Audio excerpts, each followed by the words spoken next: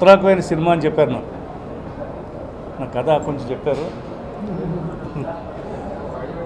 ఎందుకంటే విశ్వాసానికి డాగ్ అంటే నాకు ఎందుకు కుక్క అనిపించట్లేదు, అలానూ అనిపించట్లేదు.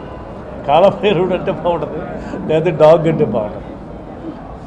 టామీ దీని పేరు, హీరో టామీ. సరే ఇవాళ ఫాదర్స్ డే కదా, రాజేంద్ర ప్రసాద్, హరిబాబు గారు ఎప్పటి నుంచో తెలిసినవాడు. ఇది విశ్వాసానికి మారు పేరు అనేది అందరికీ తెలుసు. అదే ఈ సినిమా కథ. ఒక మనిషికి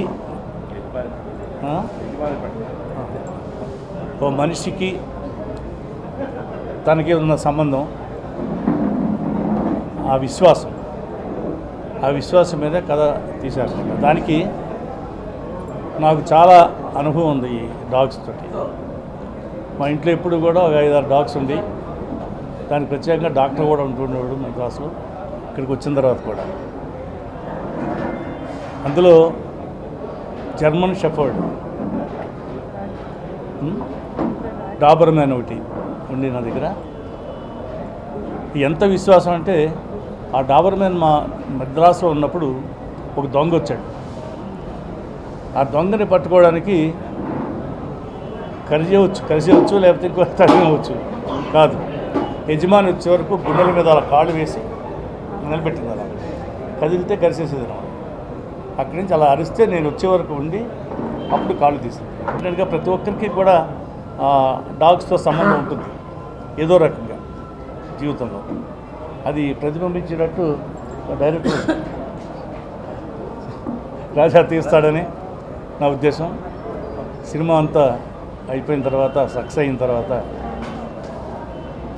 పూర్తయిన తర్వాత చూస్తాం. డెఫినెట్గా సక్సెస్ అవుతుంది ఈ cinema. My best wishes to director and producers and మా రాజేంద్ర ప్రసాద్, రైటర్, అందరికీ కూడా. ఇది ఒక అద్భుతమైన ఇన్స్పిరేషన్ ఈ సబ్జెక్ట్. ఎందుకంటే ఒక యజమానికి ఒక డాగ్కి మధ్య ఉండే అనుబంధం ఈ ప్రపంచంలో ఎవరికి ఉండదు అని నిరూపించిన ఒక సంఘటన. దీన్ని కథ అనడం కంటే నిజంగా జరిగిన సంఘటన. మనం వీధిలో చూస్తుంటాం, పార్కుల్లో చూస్తుంటాం, ఎక్కడైనా చూస్తుంటాం. రకరకాల శిలా విగ్రహాలు మనకు కనబడుతుంటాయి. కానీ ఒక దేశంలో ఆ నాగరికత ఎంత గొప్ప నాగరికత అయినా సరే ఇన్స్పైర్ అయ్యి ఒక కుక్కకి శిలా విగ్రహం కట్టిన ఇన్సిడెంట్ జరిగింది. ఆ శిలా విగ్రహాన్ని చూసి ఇన్స్పైర్ అయ్యి హర్రామ్ జోగయ్య గారు ఈ సబ్జెక్ట్ని సెలెక్ట్ చేశారు. ఆయన ఎవరి మీద కసితోటి కానీ ఏదైనా వెంజన్స్ తోటి కానీ వీడిని సాధించాలని కానీ ఈ సినిమా స్టార్ట్ చేయలేదు. ఆయన స్వతహాగా కుక్క మీద ఉండే ప్రేమతోటి స్టార్ట్ చేశారు. అద్భుతమైన క్లైమాక్స్. ఇది తప్పకుండా అన్ని రకాల ప్రేక్షకులకి నచ్చుద్ది. ఎందుకంటే ప్రతి ఇంట్లోనూ, ఒక ఇంట్లో అన్నయ్య ఉండకపోవచ్చు, ఒక ఇంట్లో తమ్ముడు ఉండకపోవచ్చు, ఒక ఇంట్లో తాత ఉండకపోవచ్చు. చాలామంది 9 ఇళ్లలో 90 ఇళ్లలో మాత్రం డాగ్ ఉంటుంది. అలాగే మా హీరో కృష్ణరాజు గారి ఇంట్లో కూడా ఉంది. వారి మిస్సెస్ని ఇప్పుడే చూశారు మీరు. ఆ డాగ్ ఎంత అప్రిషియేట్ చేసిందో. అలాంటి ఈ సినిమాకి ఇంకొక అద్భుతమైన ఏంటంటే కుక్కకి మాటలు రాయడం అనేది చాలా కష్టం. ఆ బ్యానర్ మీద ఈ వేళని తీస్తున్నటువంటి ఈ సినిమా ఇది 3వ సినిమా. గతంలో నేను చెప్పాను ఒకసారి, నేను తీస్తున్నది ఇది 8వ సినిమా. కృష్ణరాజు గారు నేను కలిపి ఒక సినిమా తీసాం కృష్ణవేణి.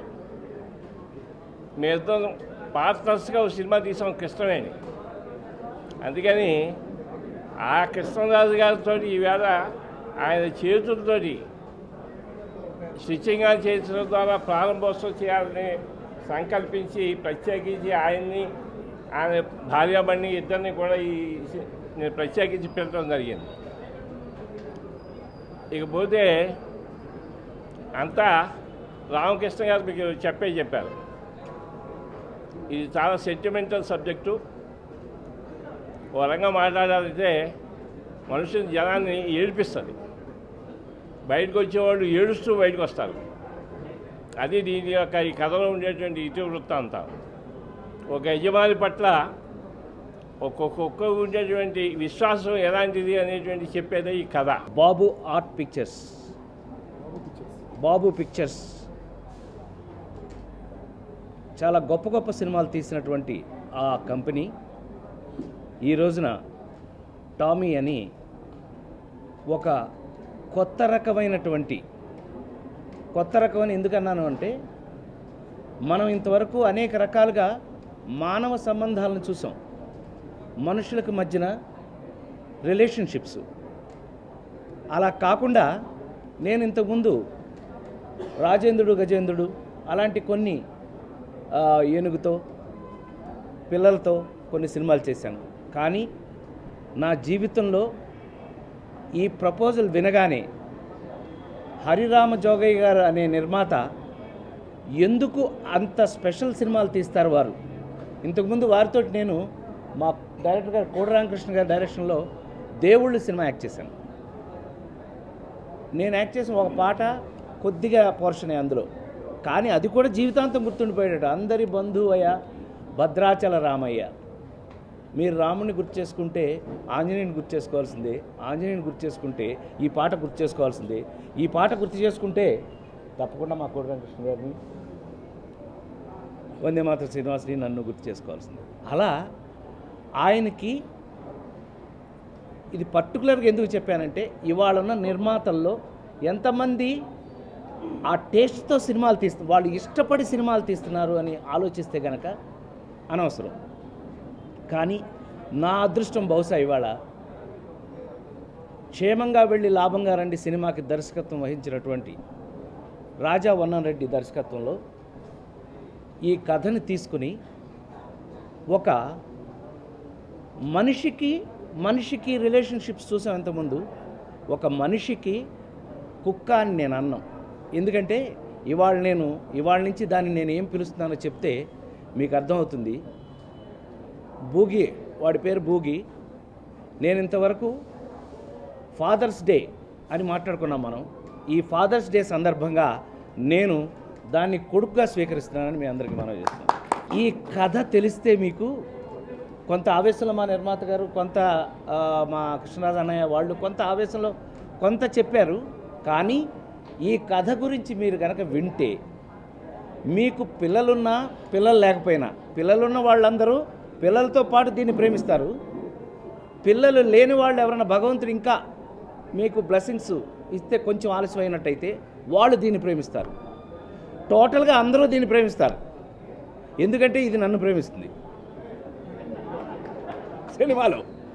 నేను దాన్ని కొడుకు కంటే ఎక్కువగా, మానవ సంబంధాల కంటే ఎక్కువగా మా ఇద్దరి సంబంధం చూస్తారు అందులో. ఇందాక అనుకోకుండా అటాచ్మెంట్ ఎలా ఉంటుందో చూడండి. ఏదో ఏ జన్మలో బంధమో మరి తెలియదు. నేను ఇలా అనగానే ముద్దు పెట్టేది. Lip to lip kiss too much. మా ఆవిడ చూడలేదు కాబట్టి సరిపోయింది. బట్ స్టిల్ ఈ గొడవలో సినిమాలో మీ అందరూ ఇప్పుడు నవ్వినట్టే విపరీతంగా నవ్వుకుంటారు. సినిమా అంతా చూసేటప్పుడు చాలా చాలా హ్యాపీగా ఫీల్ అవుతారు. నాకు మా రాజేంద్ర బాబు మాకు దర్శకుడు ప్లస్ రచయిత కాబట్టి డైలాగులు డెఫినెట్గా ప్రత్యేకంగానే రాసి, మేమేమంటే మరీ ప్రత్యేకంగా రాస్తాడు నా కోసం. అంటే ఆ పేరు లింక్ వద్దులేండి. సో ఇలాంటి ఒక అద్భుతమైనటువంటి సెంటిమెంట్తో కూడుకున్నటువంటి కథతో ఒక సినిమా చాలా కాలం తర్వాత నేనే యాక్ట్ చేస్తున్నానని నా అనుమానం. ఒక మహానటుడు, గొప్ప నటుడు రాజేంద్ర ప్రసాద్ గారితో ఆయనతో సమానమైన క్యారెక్టర్ ఒక డాగ్ తోటి సినిమా తీయటానికి ముందుకొచ్చి ఆ బాధ్యతలు నాకు అప్పచెప్పినటువంటి హరిరామ జోగయ్య గారికి, చిన్నబాబు గారికి నమస్కారం పెట్టుకుంటున్నాను మీ అందరూ ఎదురుకున్నా. డెఫినెట్గా ఈ సబ్జెక్ట్ గురించి మొత్తం రాజేంద్ర ప్రసాద్ గారు చెప్పారు. డెఫినెట్గా ఈ సినిమాని హరిరామ జోగయ్య గారు అనుకున్నట్టుగా పెద్ద హిట్ చేయటానికి నేను అహర్నిశలో కష్టపడి, ఇందాక రాజేంద్ర ప్రసాద్ గారు అన్నారు కుక్కని నేను కొడుకుగా స్వీకరిస్తున్నాను ఇవాళ ఫాదర్స్ డే అని. అన్నయ్య ఏమనుకోవద్దు, ఆల్రెడీ 8 days బ్యాకే దాన్ని నేను కొడుకుగా స్వీకరించి నా ఇంట్లో 4 days పెట్టుకున్నాను. ఫ్యామిలీ ఇంట్లో లేరు. నేను చికెన్ బాగా వండుతాను. చికెన్ తింటాదని అడిగాడు, తింటాదన్నాడు. ఇమీడియట్గా చికెన్ తెచ్చి పెట్టాను. నన్ను వదలలేదు, అతనితో వెళ్ళింది. కాబట్టి నాకు బాగా నమ్మకం వచ్చింది. ఎందుకంటే నా ఫస్ట్ పిక్చర్ క్షేమంగా లాభంగా రండికి అన్నయ్య ఒక హీరో, 4 హీరోల్లో అది 200 days. మళ్ళీ అన్నయ్యతో ఇది నా సెకండ్ విన్నింగ్ స్టార్ట్ అయింది. డెఫినెట్గా ఈ నోరు లేని జీవం ఒక డాగ్ తోటి అది దానికి నాకు ఉన్న ఇంటరాక్షన్ బాగా ఉంది కాబట్టి అన్నయ్య సహకారంతో ప్రొడక్షన్ విషయంలో ఏదైనా స్క్రీన్ మీద కనిపించాలి అనే ఒక తత్వం ఉన్నటువంటి హరిరామ్ జోగయ్య గారు నాకు దొరకటం, ఇవన్నీ కలిపి డెఫినెట్గా ఈ సినిమాని హిట్ చేస్తానని చెప్పి మీ అందరికీ చెప్తూ, రాజేంద్ర కుమార్ గారు నా క్షేమంగా లాభం గారి నుంచి ఇద్దరం కలిసే జర్నీ చేస్తున్నాం. ఈ సినిమాకి ఆయన చాలా కష్టపడి మంచి డైలాగ్స్ రాశారు. ఆయనలో ఉన్న గొప్పతనం ఏంటంటే సీన్ 10-15 సార్లు రాస్తారండి. ఆయనకి నచ్చకపోతే ఆయన ఓకే అయిన తర్వాత మనకి ఇస్తాడు సీను. ఆ విధంగా దీంట్లో ఒక ఇంపార్టెంట్ సీన్లో ఒక 15 సీన్లు చాలా ఎక్స్ట్రాడనరీగా రాశారు. అలాగే చక్రి మ్యూజిక్ అండి. దీనికి చక్రి అంటే మీకు తెలియదు ఏం లేదు, బట్ దీంట్లో 2 సాంగ్స్ ఉన్నాయి. ఒకటి బ్యాక్గ్రౌండ్ సాంగు. మ్యూజిక్ అంటే హరిరామ్ జోగయ్య గారికి చాలా ఇష్టం. దేవుళ్ళు కూడా ఆయనే దగ్గర కూర్చుని, కోడి రామకృష్ణ గారు ఆయనే కూర్చుని బ్రహ్మాండమైన మ్యూజిక్ చేసుకున్నారు. ఇప్పుడు కూడా ఆయన ఆధ్వర్యంలోనే ఎక్స్ట్రాడినరీ సాంగ్స్ 2 సాంగ్స్ ఇచ్చారు. కాబట్టి ఈ సినిమా సూపర్ డూపర్ హిట్ అవ్వాలని మీ అందరినీ కోరుకుంటూ, ఇంతకుముందు మీరు ఇచ్చిన సహకారమే ఈ సినిమాకు కూడా ఇచ్చి నా యొక్క ఫీచర్ని నిలబెడతారని కోరుకుంటూ సెలవు తీసుకుంటున్నాను. Thank you very much. Hariram Jogaiah గారు అలాగే రాజా గారు కూడా ఈ సినిమాని ఎంతో అద్భుతంగా తీస్తారు, చరిత్ర సృష్టిస్తారని అనుకుంటున్నాం. రాజేంద్ర ప్రసాద్ గారి గురించి చెప్పక్కర్లేదు, ఆయన ఎన్నో సినిమాలు అద్భుతంగా చేశారు.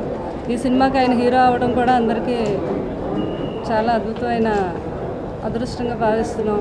ఎందుకంటే ఆయన అయితేనే వాటితో అంత అద్భుతంగా చేయగలరు. ఇంకా డాగ్ గురించి చెప్పాలంటే మా ఇంట్లో 3 డాగ్స్ ఉండేవి. కరెక్ట్గా ఈ కింద ఉంటే నేను మేడ మీద మా పూజా మందిరంలోకి రాగానే వాటికి ఎలా తెలుస్తుంది కింద నుంచి అరిసేవాయి.